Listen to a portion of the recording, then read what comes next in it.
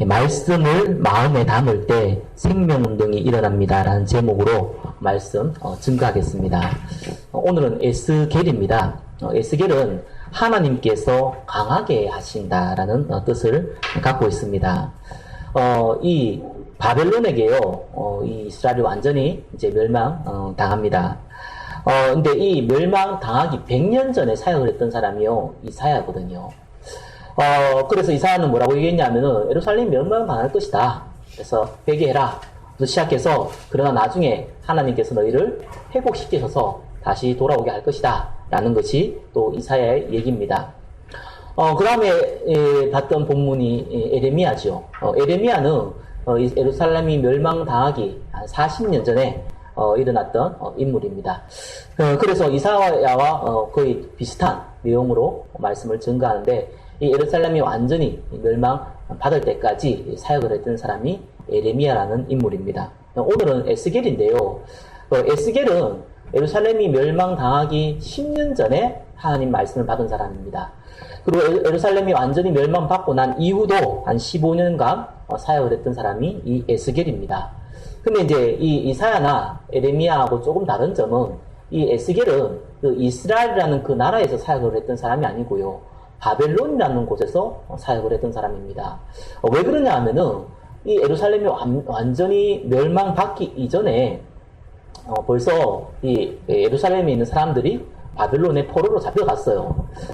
그래서 1차 포로로 잡혀간 사람이 있고 2차 포로로 잡혀간 사람이 있습니다.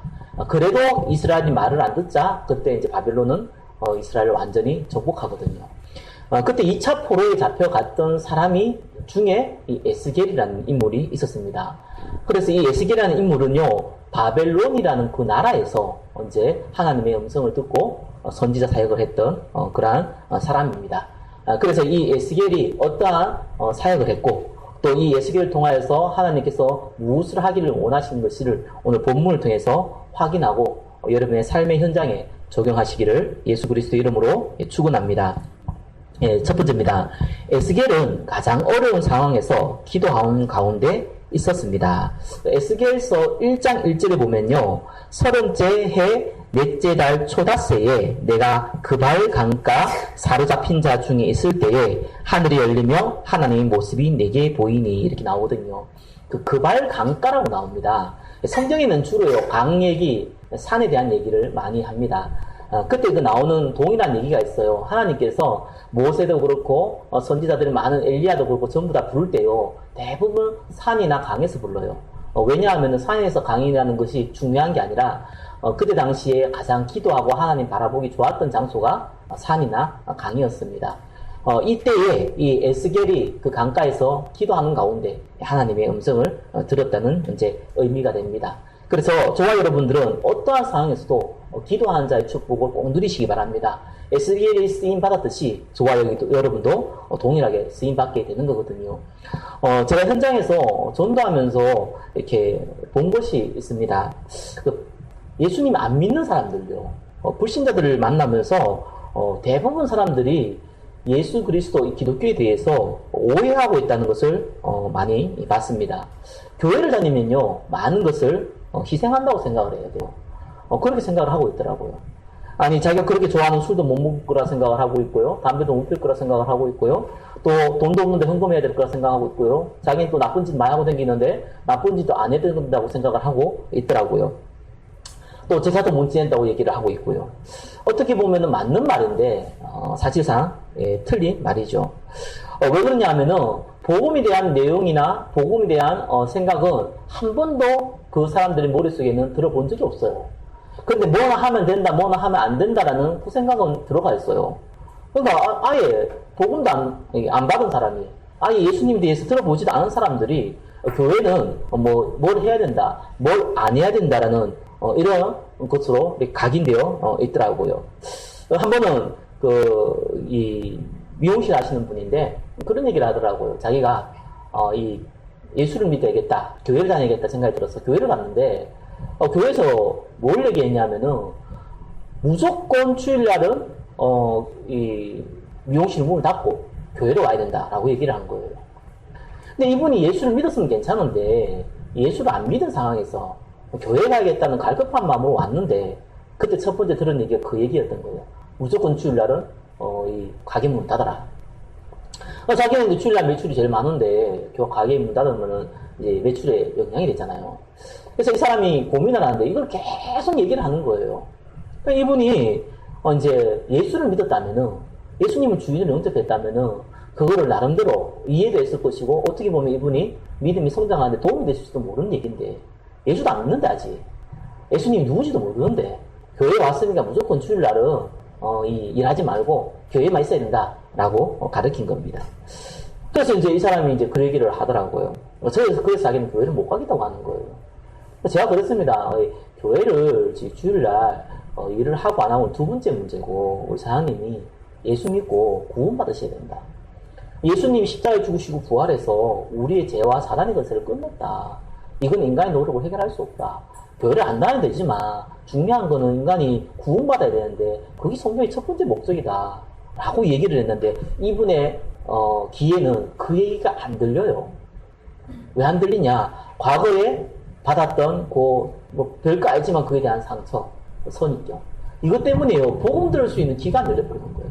막혀버린 겁니다. 그래서 그때 자기가 기분이 나빴다는 거예요. 그래서 당연히 예수 안 믿은 사람이 그냥 교회를 가야겠다고 생각해서 교회 갔는데 한다는 얘기가 무조건 주일날 그 교회 미용실 문 닫으라 그러니까 교회를 떠날 수밖에 없는 거죠. 차라리 복음이라도 전해주고 구원을 받았다면 괜찮은데 그것도 안 된 상황이었어요. 그래서 제가 그럴 수밖에 없구나. 사람들은 이렇게 잘못된 것을 머릿속에 각인되어서 살아가고 있는구나. 생각보다 그런 사람이 제가 만나본 사람들은 제가 세상의 모든 사람 만나본 것도 아니지만 대부분 그렇게 생각을 하고 있더라고요. 그리고 또 신자들을 만나보면요, 이게 오해하는 사람들이 굉장히 많이 있어요. 대부분 사람들이 교회를 어떻게 다니냐면요, 교회를 다니면 우리 자녀가 잘 되고 내 경제가 잘 풀리고 내 인생이 잘 풀리고 이렇게 기복주의 생각을 갖고 있는 사람들이 거의 50%가 넘어요. 교회 다니는 사람 중에서. 예수 믿으면은 축복받는 거 성경에 나와 있습니다. 근데 그거는 덤이거든요. 또 시대 상황에 따라서 개인의 상황에 따라서 안 그럴 수도 있어요. 근데 그게 목적인 거예요. 그것 때문에 신앙생활 하는 사람 굉장히 많습니다. 구원받았냐 안 받았냐 잘 모르겠어요. 헷갈려요. 사람 예수 믿는다 그러는데 예수 믿는지 안 믿는지도 모르겠는데 아무튼 간에 내가 교회 가서 열심히 신앙생활하면 하나님 복도 주시고 성공도 하게 해주실 것이고 우리 자녀도 잘 되게 해주실 것이고 이 생각이 딱 사로잡혀서 신앙생활 하는 사람 굉장히 많이 있습니다. 또 반면에요. 뭔가 영적 문제 이렇게 온 사람도 있어요. 굉장히 뭔가 불안하고 우울증이 있고 뭐 정신적인 문제 이런 사람들은요. 뭔가 자기가 이렇게 체험을 하고 싶은 거예요. 자기가 지금 상태가 너무 괴로우니까 약간 요걸 뛰어넘어서 카타르시스를 체험하면은 좋지 않겠냐 라는 마음으로 교회 다니는 사람이 있습니다. 그런 사람이 주로 빠진 게 어디 빠지냐면 신비주의에 빠져 있어요. 막 기도하면서 막 이렇게 흔들기도 하고요. 뭔가 방언하는 건 굉장히 괜찮은 건데 그 방언을 하기 위해서 기도하고 있고요. 막 이런 식으로 신앙생활을 하는 사람들은 굉장히 많이 있습니다. 또 한편으로는요, 이게 반대예요. 하나님 말씀 지켜야 된다는 거예요. 그래서 술 먹으면 절대 안 된다는 거예요. 지옥 간다는 거예요. 담배 피우면 절대로 안 된다는 거예요. 지옥 간다는 거예요. 이렇게요, 율법주의에 잡혀서 살아가는 사람 많습니다. 한 번 이러더라고요. 저한테 이런 얘기 하더라고요. 저 인간이 교회 다니는데 저 인간이 지금 너무 저게 나쁜 짓 많이 하고 있다고 저런 사람이 구원받을 수 있냐고 이렇게 얘기하더라고요. 그래서 제가 뭐라고 했냐면 그 사람 구원받는다. 예수 믿으면 구원받는 거다. 세상에 그런 법이 왜 됐냐는 거예요. 당신 틀리게 했다는 거예요. 목사님 나한테 교회 다니는 집사가 당신 틀렸다는 거예요. 내보고 아니다. 성경은 그래 나와 있다. 그건 잘못됐다는 거예요. 저런 사람 지옥 가야 된다는 거예요. 그럼 당신은 구원받았냐 이러니까 자기는 잘 모르겠대요. 자기 좀 더 깨끗해 봐야 알겠대요. 이렇게 보고 오해하고 살아가는 사람 너무 많습니다. 예, 그게 현실이거든요. 그걸 보고 성경은 뭐라고 그러합니까? 오늘 읽었던 본문처럼 뼈다귀가 되어 있는 거예요. 무슨 말이냐면은 지금 영적으로 완전히 포로가 되어 있는 거예요. 이스라엘 사람들이 전부 다 지금 포로로 잡혀와 있는데 이 포로 잡혀있는 그 가운데 사실 망한 거잖아요. 완전히 망한 상태에 있는데 다른 사람들은 이 바벨론이 포로로 잡혀가지고 여기서 어떻게 살아가지? 이 생각하거나 어떻게 하면 여기서 좀 이렇게 제대로 살아갈 수 있을까? 그 생각하거나 아니면 우리 사람이 망했다라고 생각하고 있는 그러한 상황입니다. 그런 거 재밌는 거는요, 자기가 지금 포로되어 있음에 불구하고 자기가 포로되어 있다는 거를 못 느껴요. 어떻게 하면 여기서 살아남을까? 그 생각밖에 없어요. 그게 영적으로 메마르고 뼈다귀 되어 있는 그러한 모습이거든요. 근데 그때 에스겔은 뭐였습니까? 동일하게 자기도 지금 포로로 잡혀왔는데 거기서 기도하기 시작했다는 겁니다. 저와 여러분들이 구원 안 받았으면 모르겠는데요. 구원받은 하나님의 자녀가 맞다면은 제가 정말 한 가지는 제 약속이 아니라 성경의 약속대로 말씀드릴 수 있는 거는 기도하면은 하나님 반드시 들으세요. 여러분의 상황을 반드시 여러분보다 더 잘 알고 있고 가장 베스트의 길을 주기를 원하신다는 것이 성경의 약속입니다. 그걸 체험해야 돼요. 포로로 잡혀있는데 포로 잡혀와 있는 것들은 못 느끼고 살아간 것만큼 비참한 것이요. 오늘날의 사실상 영적 상태거든요. 저는 이 사람은 절대로요, 어떠한 방법, 세상에 어떠한 방법을 쓰더라도 여러분들 속에 어릴 때부터 뿌리내려져 있는 각인은요, 절대로 못 바꿉니다. 바꿀 수 있다는 그 사람 말이 거짓말이에요. 절대로 그럴 수 없어요. 그래서 성경은요, 딱 한 가지로만 바꿀 수 있다고 얘기해요. 그게 뭡니까? 하나님의 말씀이에요. 어쩔 수 없어요.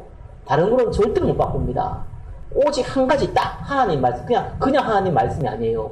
복음 안에서 있는 하나님의 말씀이에요. 히브리 4장 12절에는 말씀 살았다 그랬고요. 성경에 너무너무 많은 부분들이 창세기 15장 6절부터 해서 시편 33편 9절, 시편 50편 1절, 시편 103편 20절에서 22절, 이사야 22장 20절에서 22절, 전도서 12장 1절, 요한복음 1장 1절에 14절, 그 외에 수많은 성경 구절에 뭐라고 나와 있냐면은 하나님의 말씀은 반드시 성취된다고 나와 있어요. 하나님 말씀만 반드시 여러분을 바꿀 수 있다고 나와 있습니다. 이 각인된 게 얼마나 무서운 줄 압니까? 옛날에 구소련이에요. 이제 고르바초프죠. 그 사람들 해가지고 이제 이렇게 공산주의가 무너지잖아요. 그래가지고 이제 러시아가 되잖아요.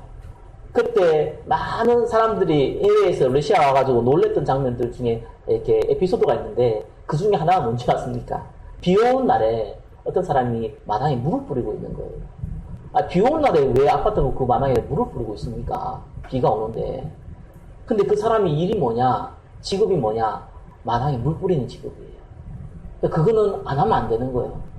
공산당이 얼마나 무섭습니까? 자기 하는 일 안 하면 그에 대한 책임이 있거든요. 무조건 해야 되는 거예요. 비가 오는지 말든지 상관없어요. 딱 하는 거예요. 그게 무서운 겁니다. 사람이 각인되어지면요, 그걸 살아가요. 아니, 탈북자들이 그러잖아요. 못 먹어가지고 지금 한국으로 넘어오거든요. 얼마나 비참합니까? 앞으로 지금 우리나라 지금 올해도 이 역대상, 북한이 최고로 가뭄 들었다고 그러거든요. 계속 역대상 가뭄 들다가 올해는 전무후무한 가뭄이 들었어요. 지금 제가 볼 땐 북한 지금 오래 못 가요. 무너지게 돼 있는데, 그 나라에 탈북한 사람이 와가지고 이 땅에 살면서 자기가 헷갈리는 게 하나가 있다는 거예요. 자기가 김일성, 김정일, 지금 김정은까지 있잖아요. 그 사람들 때문에 얼마나 고생을 했습니까? 얼마나 많은 사람이 죽고 기아 상태로 죽고 갔습니까? 그거 힘들어가지고 탈북한 사람들 아닙니까? 그런데 이상하죠. 김일성을 욕하면은 이성으로는 맞다고 생각이 드는데 감정으로는 기분이 나쁘다는 거예요. 그게 각인된 거거든요. 그래서 사람이 이렇게 무서운 겁니다. 사람이 어릴 때부터 이렇게 각인되어지면요, 그거 바꾸기 이렇게 힘듭니다. 기성세대가 아니고요. 지금은 제가 볼 때 청소년부터 시작됐어요. 돈이면은 무슨 짓인도 할 수 있다. 라는 게요, 지금 굉장히 각인되어 있습니다. 이건 무섭거든요. 사람이요, 돈이면 뭐든지 할 수 있다는 것이 얼마큼 각인되어져 있냐? 이것 때문에 살인하는 것도요, 내가 저 사람한테 굉장히 큰 피해를 끼치고 내가 뭔가를 훔칠 수 있는데 그것이 들키지만 않을 수 있다면 얼마든지 하고 싶다고 생각하는 사람들이 대반입니다. 그게 각인된 거거든요. 나는 지금 그거 굉장히 무서워요. 요즘 운전할 때요, 끼어들기, 이게 뭡니까? 누가 이렇게 하면은 앞에서 막 방해하고 그런 거 있잖아요. 그리고 굉장히 위험하잖아요. 걸리면은 진짜 첫장도 가거든요. 근데 지금 뉴스나 신문에 매개체 보면요, 그게 계속 벌어져요. 그거 왜 그런 줄 압니까? 아니, 내가 지금 평범한 이 직장인인데 제일 많은 사람 직장인이래요. 60% 넘는 사람들이 그렇게 보복 운전을 해가지고 철장선수에 짓는데 그 중에 60%가 직장인입니다. 아, 직장인이 무슨 소폭도 아니고, 누가 좀 뛰어들었다고 기분 나빠가지고 앞에 가가지고 방해하고. 그렇게 하면은 자기가 철장선수에 간다는 거를 이미 대중매체 통해서 많이 들었잖아요. 근데 그거 안 바뀌어요. 그거 왜 그런 줄 압니까? 굉장히 자극적인 문화 속에서 지금 각인돼 있어요. 자기가 화가 나면 이거 못 참아요. 혹시 여러분 주위에 시비 걸거나 이러면요, 여러분 좀 이렇게 나이가 어리고 덩치가 적어도 시비 걸면요, 가능한 피하세요. 왜 피하냐? 아니, 칼 들고 달랐으면 어떡할 겁니까? 꼼짝없이 당해요. 가능한 피하세요. 옛날에는요, 지나가는데 누가 청소년들 담배 피면요, 불러서 혼내고 어른들이 그랬잖아요. 요즘 그러면 안 돼요. 피하세요. 왜 그런 줄 압니까? 영적으로 이렇게 무너져 있어요. 그래서 너무 자극적인 것에 각인되어 있기 때문에요, 자기의 감정 컨트롤이 안 돼요. 그러니까 이게 빈번하게 지금 자꾸 벌어진다니까요. 이게 어릴 때부터 자극적인 문화에 각인되어서 그렇거든요. 제가 볼 때는 한 20년 후면 심각하게 벌어질 수 있어요. 우리나라만큼 그 돌도 안 친한 애가 스마트폰 가지고 이렇게 움직이는 건요, 인류 역사상 대한민국밖에 없어요. 저 유럽이나 미국도요, 뭐 아티크 항공 아니라도요, 그 걔들은 이미 사고방식 자체가요, 애들한테 스마트폰 안 사줍니다. 근데 벌써 요즘 애들 진짜 뭡니까? 이게 돌떼기란다. 예, 돌 때부터요, 그거 한단지게죠. 왜요? 안 그러면 칭얼거리니까. 한국 사람 귀찮아하거든요. 귀찮은 거 딱 싫은 사람이 또 한국 사람 특징이에요. 그러니까요, 이런 일이 벌어지는데, 저는 까먹었어요. 제 조카가, 초등학교 5학년인데, 앱이 나 그런 앱도 있는데 처음 봤네요. 화장하는 앱이 있더라고요. 재밌는 것이 여기 스마트폰을 딱 찍잖아요. 찍으면은 이미 찍는 동시에 화장이 돼서 나와요. 근데 그 화장이요, 뽀샵 처리한 것보다 낫더라고요. 그래서 내가, 근데 얘가요, 손놀림이 장난이 아니에요.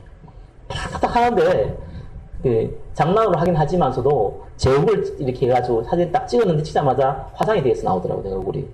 좀 이상하게 하던데, 장난 삼아서 그렇게 했겠지만, 이 대중매체라는 게 이렇게 심하게 각인되어지면요, 반드시 드러난 특징이 뭐냐 하면은, 감정 컨트롤 안 됩니다. 이게 무섭거든요. 근데 불신자도 그렇다 칩시다. 예수 믿는 하나님의 자녀가 그 상태에 있다. 그 상태 가운데 살아간다. 어떤 일이 벌어집니까? 하나님이 사실상요, 쓸 수가 없어요. 이 사람이 성공하고 실패하고 이건 두 문제 떠나서 하나님이 사용을 못한다니까요. 이 세상에서 가장 비참한 인생이 뭔지 압니까? 구원 안 받는 가장 비참한 것이요, 구원받은 사람이 가장 비참한 인생이요, 하나님하고 상관없는 사람이에요. 그렇잖아요. 하나님 안 쓰겠다는 거예요. 그럼 저 돌아다니는 그 개나 짐승이나 똑같잖아요. 먹고 살고 사다가 싸다가 죽는 거잖아요. 그만큼 비참한 인생이 어디 있습니까? 재밌는 거는요, 그걸 보고 마른 뼈라고 성경은 나와 있는데 그게 마른 뼈인 걸 본인이 몰라요. 그래서 꼭 기억하시기 바랍니다. 말씀이 반드시 여러분의 생각 속에 들어와야 돼요. 근데 그냥 들어오면 안 돼요. 반드시 복음 속에서 들어와야 돼요. 그냥 들어오면요, 이게 율법주의 된다니까요. 하면 되니 안 되니 이런 식으로요. 이게 그냥 들어오면 박애주의 된다는 게 아니에요. 강한 사람 많잖아요. 살려줘야 돼, 도와줘야 되지 않습니까? 그게 목적인 인생이 돼버려요. 교회는 그게 목적이 아닙니다. 예수 믿는 사람들의 목적은요, 불쌍한 사람 도와주는 게 목적이 아니에요. 그거는 필요에 따라서 상식이고 당연히 해야 될 일이지만 그건 절대로 목적이 아닙니다. 그래 살아간다니까요. 그거 다 영적 문제에 있다, 정신 문제에 있다, 신비주의에 빠진다니까요. 그냥 말씀 잡으면요. 복음 속에서 잡아야 돼요. 복음이 뭡니까? 간단히 이해하면은 예수님이 십자가에 죽으시고 부활한 것이 그냥 사건이 아니고 여러분의 과거와 현재와 미래의 모든 문제를 끝냈다는 거예요. 그래서 여러분의 지금 과거에 있었던 문제 있잖아요. 상처 있잖아요. 상처 없다는 사람이 있습니까? 상처 다 있지. 상처 없이 자란 놈이 이 세상에 어딨어요. 재벌 자녀부터 시작해서 대통령 자녀 다 상처가고 자라나는데, 그거 없는 사람이 어딨어요. 얼음 안 당해본 사람이 어딨어. 다 있다니까요. 정도의 차이고 개인이 느끼는 정도의 차이지 그런 거 없는 사람이 어딨어요. 그게 생각 외로 여러분의 뭡니까? 인생을 살아가는데 굉장히 방해 요소가 돼요. 성경 뭐라고 하는지 압니까? 십자에서 다 끝냈다는 거는요, 여러분의 과거가요, 발판이 되는 거예요.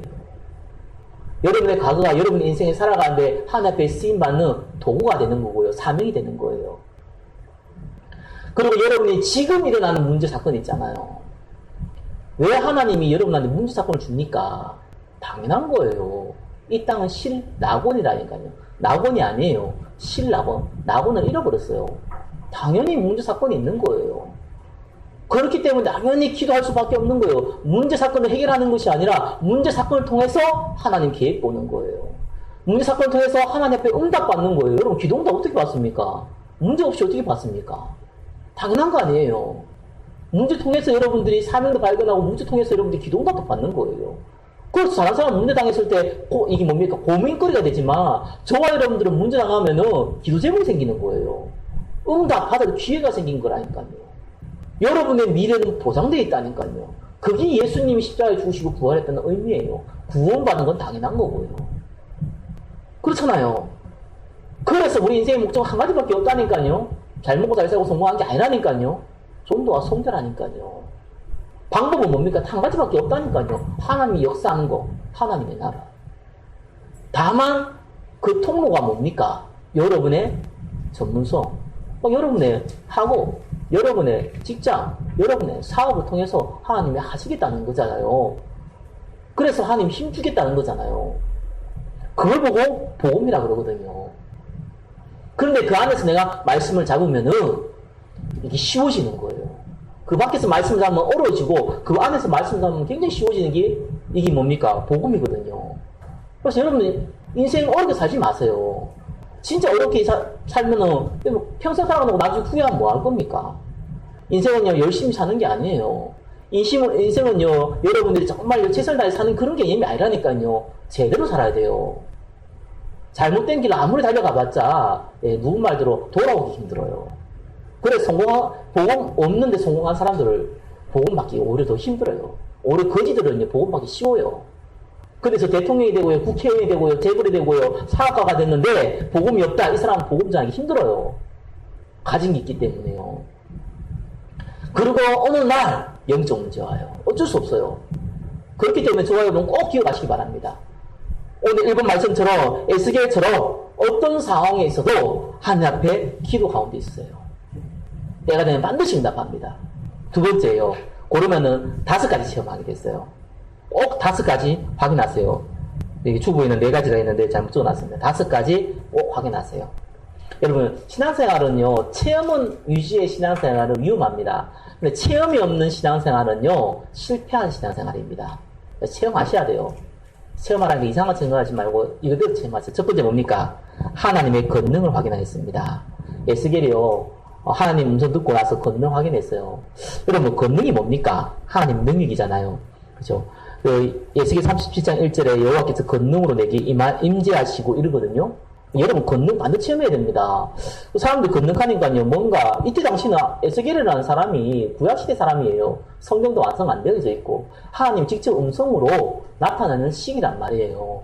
오늘날 그렇게 안 합니다. 하나님이. 그러면 하나님이 권능이 나타나는 증거가 있어요. 그게 사도행전 1장 8절이에요. 오직 성령이 너에게 임하시면 권능 받고 이랬거든요. 여러분 권능이 임하면요 꼭 한 가지 달라집니다. 뭐가 달라진 줄 압니까? 그게 내가 로마서 1장 16절의 말씀이 정말 맞는 게요. 여러분 권능을 못 받으면은 반드시 여러분이 예수 믿는 것이요 밖에 나가면 부끄러워집니다. 내가 예수 믿는 것을 조금 감추고 싶습니다. 그렇죠? 여러분 예수 믿는 것을 내가 복음지 않은 것을 조금 감추고 싶어요. 혹시 상대가 나를 오해할까봐. 그건 지혜가 아니고요. 권능이 임하지 않은 사람들의 특징이에요. 여러분 권능이 임하면요 절대로 복음이 안 부끄럽습니다. 내가 지혜롭게 대처하기 때문에 함부로 얘기하지 않아서 그렇지 이 복음 가진 것이 부끄럽지가 않아요. 그 성경은요 권능이 임하면 이러거든요. 성령이 임하면 이러거든요. 여러분 기도할 때요 이 권능 체험해야 돼요. 증거 간단히 얘기할게요. 복음이 안 부끄러워. 자랑스러워요. 스러워져요. 내가 예수 믿는 것이 너무너무 자랑스럽다니까요. 내가 목사인 것이 너무너무 자랑스럽다니까요. 내가 하나님의 자녀인 것이 너무너무 자랑스럽다니까요. 그게 권능이에요. 두 번째 뭡니까? 성령 인도가 확인되어서요. 저는 진짜 옛날에 성령 인도 받을 때요 뭔지 모르겠더라고요. 뭐 어떻게 성령 인도 받습니까? 하나님 이걸 해야 됩니까? 말아야 됩니까? 이렇게 받습니까? 아니면 춤 뱉어가지고 탁 치가지고 왼쪽으로 가면은 이 하나님 계획, 오른쪽 가면 하나님 계획이 아니고 이렇게 맞습니까? 저는 옛날에 헷갈리더라고요. 정말 헷갈리더라고요. 도대체 뭐가 뭔지를 모르겠더라고요. 근데 여러분 성경인들 받는 거 굉장히 간단해요. 에스겔이 하나님의 권능으로 말씀드렸잖아요. 저와 여러분들이 복음 받는 게 첫 번째 성경인들 받는 방법이거든요. 구원 받는 거. 여러분 인생의 목적이 전도와 선교라는 거. 방법이 하나님이 나라는 거. 그것만 딱 기억하시면 돼요. 자, 여기에서 문제 딱 벌어지잖아요. 그래서 내가 선택할 일이 있잖아요. 그렇죠. 내가 어떨 때는 결정을 해야 될 일이 있고 어떨 때는 기다려야 될 때가 있단 말이에요. 그렇잖아요. 여기서 기도하는 사람과 기도하지 않는 사람의 특징이 차이가 딱 여기서 드러나요. 기도하면 어떤 일이 벌어진 줄 아닙니까? 성경의 말씀대로 하루가 천년 같고요. 천년이 하루 같은 일이 벌어져요. 여러분 수고하고 노력해서 안 돼요. 수고해서 노력해서 되는 게 있고요. 안 되는 게 더 많아요. 그런데 하나님의 인도를 받으면요. 수고하지 않아도 돼요. 노력하지 않아도 되게끔 돼 있어요. 그게 성령인도의 특징입니다. 그래서 문제 사건이 딱 벌어지거나 여러분 결정할 일이 있으면은 어느 것이 복음에 유익한가? 여러분 하나님 입장 대보라니까요. 예수님이라면 어떻게 하실까? 그 책도 있잖아요. 베스트셀러. 그 한 가지 질문에 여기 성령인도 받습니다. 지나가보면 알아요. 아, 내가 성령인도 받았구나. 지나가보면 알아요. 내가 인도를 못 받았구나. 꼭 사람들 지나가봐서 알거든요. 성령인도 받는 법은 굉장히 간단한 거예요. 아, 복음과 전도와 선교에 유익한 대로 내가 움직였느냐? 아니면 내가 하나님 확신 없을 때는 기다렸느냐? 그거의 원리만 딱 가지고 있으면요, 반드시 인도받겠습니다. 세 번째입니다. 이래 되니까요, 이래 되면 세 번째가 보여요. 현장의 영적 상태가 확인되어졌습니다. 에스겔 37장 2절에 특히 심이 많고 아주 말랐더라. 왜요? 뼈다귀 많다는 거예요. 여러분이 주위에 복음 못 받은 사람, 또한 구원받음에도 불구하고 방황한 사람들을 보면서 여러분들이 안타까운 마음이 있다. 예, 그것이 여러분이 영적 상태거든요. 여러분이 영적 상태를 본다는 뜻이에요.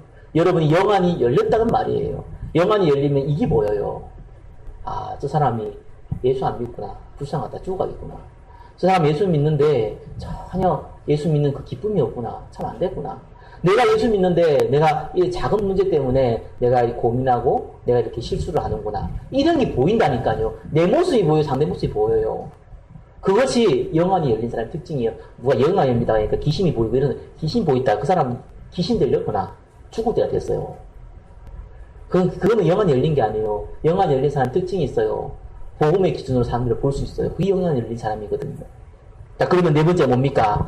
그 하나님께서 주신 사명을 확인했습니다.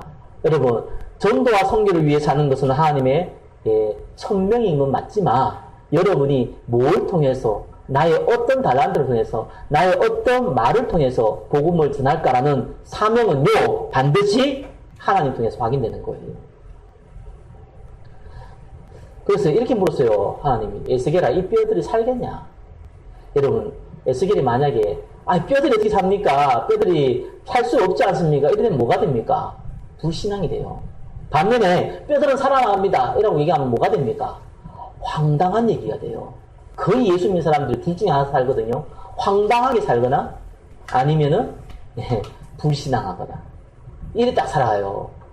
에스겔이 정확하게 얘기했어요. 하나님께서 아신다고. 하나님께서 하실 수 있다고. 이렇게 얘기한 겁니다. 저와 여러분들은 꼭 반드시 기억하셔야 돼요. 저와 여러분이 사명이 전도와 선교는 맞지만 하나님께서 나를 어떠한 상황과 모습과 나의 말과 행동과 나의 달란트를 가지고 쓰실 것인가는 반드시 발견되어져야 됩니다. 하나님은 하실 수 있거든요. 자, 마지막은 뭡니까? 하나님의 더 큰 계획을 바라보게 되어졌습니다. 그리고 마지막에 이렇게 얘기하세요. 에스겔 30장 13절에요. 이렇게 얘기하시거든요. 내 백성들아 내가 너희 무덤을 열고 너희로 거기서 나오게 한즉 너희는 내가 여호와인 줄 알리라. 참 나는 이 결론을 보면서 너무 재밌어요. 저와 여러분들은 뭘 해야 되는 것 같죠? 맞아요. 그걸 사명이라 그래요. 근데 하나님의 목적은 사실상 전도 선교는 아니거든요. 그거는 여러분들이 목적은 맞지만 진짜 목적은 그게 아니에요. 그것도 어떻게 보면 통로입니다. 진짜 목적은요, 내가 여호와인 줄을 너희가 알게 하겠다. 그겁니다. 자, 신약의 표현으로 뭡니까? 임마누엘 하겠다는 거예요. 하나님이 저와 여러분과 함께 있는 것을 진짜 체험하게 하겠다. 그게 성경의 목적이에요. 그것만 되어지면은 사실상 하나님이 여러분을 사용하실 수 있거든요. 전도 성경 우리 능력을 할 수도 없고요. 인생의 진짜 성공은 우리 능력을 할 수 없어요. 하나님이 하셔야 되는데 왜 해야 됩니까? 여러분이 하나님 앞에 쓰임 받을 수 있는 그릇이 안 되면 하나님 하실 수 없잖아요. 그릇의 방법이 뭡니까?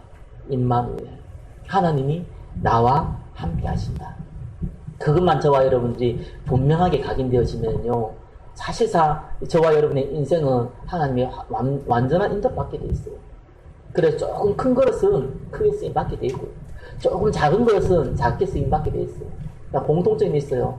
예, 하나님 안에 있는 기쁨과 풍성한 보배와 그 풍성한 능력을 마음껏 체험할 수 있어요. 그게 신앙생활입니다. 말씀을 맺겠습니다. 이런저런 얘기했는데요, 헷갈리긴 하죠. 뭔 얘기인지 모르겠고.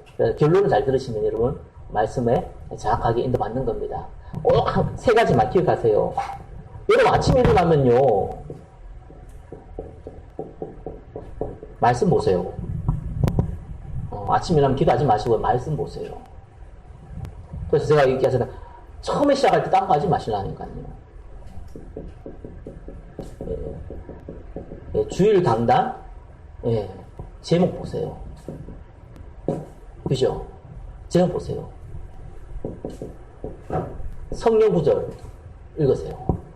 오늘 에스겔 37장 1절 14절까지 있잖아요. 읽으세요. 요거 하는데 많아봤자 5분 걸립니다. 요거 하세요. 이 첫 번째 여러분들의 말씀을 마음에 받는 첫 번째 방법이에요. 요거 좀 더 나가면은 제가 준 카톡도 좀 묵상해 보세요. 좀 더 나가면은 제가 주일날 이 설교 녹음시켜서 전달하니까 그것도 들어보세요. 근데 요거는 시작하기 쉬워요. 전혀 일주일 내내 아무 생각 없이 살다가 주일날 교회 오면은요, 하나님 말씀 안 들립니다. 들리는데 안 들려요. 왜요? 성령이 너 못 받으면요, 하나님 말씀이 분명히 살아있는데 죽어 있어요. 여러분, 그래서 주일날은요, 말씀 들어오는 게 아니고요, 주일날은요, 여러분 현장에서 한 주가 응답받은 걸 가지고 확인하러 오는 겁니다. 그게 주일 예배예요. 요거 하세요. 그걸 보고 오늘의 말씀이랍니다. 요거부터 하세요. 첫 번째.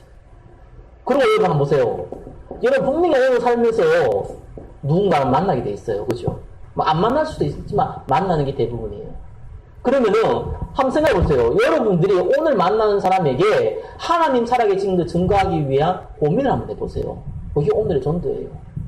아니, 내가 전도지 있다면 전도장을 둘 수 있잖아요. 그렇죠? 막 굳이 이렇게 할 필요가 없어요. 아니, 내가 이 친구가 예수 믿는지 안 믿는지 모르면은 내가 예수 믿는지 질문도 한번 할 수 있잖아요. 그렇죠? 아니면 내가 성경에 아침에 일단 좋은 성경 구절이 있으면은 오늘 만난 사람에게 카톡 하나 보내줄 수 있잖아요. 많은 사람 다 필요 없다니까요. 한 명만 잡으라니까. 하루에 한 명. 그 사람에게 다른 건 못하더라도 나 이번 주에 교회 다니는데 니 한번 교회 다녀봐라 이렇게 정도까지 못하더라도 여러분이 알고 있는 여러분의 달란트와 여러분의 언수를 통해서라도 예수랑 말 한마디라도 한번 해보세요. 아니면 이 친구가 지금 영적으로 어려움 당하고 있으면은 네 문제가 뭔지 한번 질문 한번 해보세요. 다른 관점이 아니라 이 사람을 살리기 위한 방법으로서 여러분이 나름대로 좋은 말도 한번 지어내보세요. 여기 오늘의 전도예요. 이건 이미 스케줄이 나와있기 때문에 오늘 여러분 만날 사람들이 이미 정해져 있기 때문에 그 중에 한 명만 잡아서요, 이거 고민하는데 1분도 안 걸려요. 차라리 그런 거 아니니까 손만 딱 잡아줘도 돼요. 여러분 마음에 네가 예수 믿으면 좋겠다 라고 말은 해야겠는데 차라리 말 못하더라도 눈빛만 전해줘야 돼요. 그게 오늘의 전도입니다. 누가 그걸 압니까? 하나님이 알잖아요. 그러면은 이거 가지고 여러분은 요걸 가지고 여러분 기도하는 거예요. 그걸 보고 오늘의 기도하는 거예요. 합체가 몇 분 걸리겠습니까? 10분 안 걸려요. 근데 재밌는 게 하나 있어요. 이 10분을 여러분 매일 할 수 있다면요, 반드시 여러분 영적 상태 바뀌는데 어떻게 바뀌는지 압니까? 정말 재밌게 여러분 영적 상태가 바뀌어요. 일단은요, 하나님 말씀이 들려요. 여러분 그거 신기한 겁니다. 하나님 말씀 누구나 들을 수 있는 것 같죠? 하나님 말씀 못 듣는다니까요. 그 말씀이 들려요. 그리고요, 여러분이 일단요, 내가 하나님 말씀 듣는다는 게 참 기쁘구나 라는 거 이게 상태거든요. 그 상태가 바뀌어요. 그게 진짜 하나님의 은혜예요. 그래서 여러분들은 매일 이 부분을 하루에 5분 내지 10분만 하고 여러분들이 주일날 예배를 드리면은 일단 여러분 상태가 바뀌었기 때문에 그때부터 응답이 시작되는 거예요. 이런 거 전혀 없는데 세상에 시달리다가 주일날 교회로 오면요, 안 졸리면 다행입니다. 진짜 안 졸리면 다행이에요. 뭘 들었는데 뭘 열심히 들었고 재밌고 어떤 게 재밌기도 하고 슬프기도 한데 지나고 나면 뭐 들은지 아무 생각도 안 나요. 하나님 말씀 살아있다는데 안 죽어보잖아요. 그걸 보고 마른 뼈라고 그러잖아요. 그래서 꼭 이것만 기억하십시오. 자, 신앙생활은요, 하나님이 어렵게 만들어서 놓지 않았더라고요. 너무너무 쉽게 만들어 놓은 것이 복음입니다. 그리고 여러분들이 너무 쉽게 알 수 있는 것도 복음이에요. 근데 이런 것도 안 하거든요. 굳이 내가 이렇게 안 적어도요, 내가 어떻게 하면은 정말 제대로 내가 하나님께 응답받을 수 있을까? 이 질문만 해도요, 이런 것들이 나와요. 꼭 그렇게 응답받으시기 바랍니다. 그래서 마른 뼈가 군대가 되듯이 여러분의 입술을 통해서 여러분의 현장이 영적 군사들이 일어나는 축복이 있기를 예수 그리스도의 이름으로 축원합니다. 기도하겠습니다. 주님께서 성령으로 역사하시사 영적 군대를 일으키는, 그래서 말씀을 마음에 담을 수 있도록 성령으로 역사하여 주옵소서. 예수 그리스도의 이름으로 기도드립니다. 아멘.